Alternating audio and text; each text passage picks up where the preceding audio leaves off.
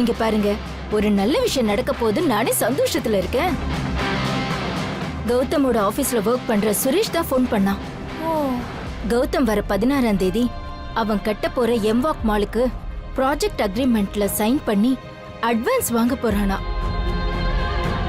அப்படியே வர 27ஆம் தேதி அவன் அந்த மாலோட பூமி பூஜை போட போறானா.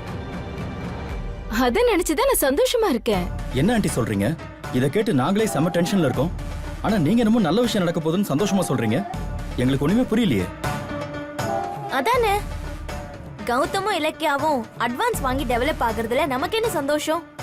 நீங்க சைன் ஆக போற அக்ரிமெண்ட்ட மட்டும் தான் பாத்துட்டு இருக்கீங்க. ஆனா அதுதான் அவனோட தலையெழுத்தா இருக்கணும்னு நான் யோசிச்சுட்டு இருக்கேன். என்ன சொல்றீங்க ஆண்டி? ஏதாவது பிளான் பண்ணிருக்கீங்களா? கிட்டத்தட்ட பண்ண மாதிரிதான்.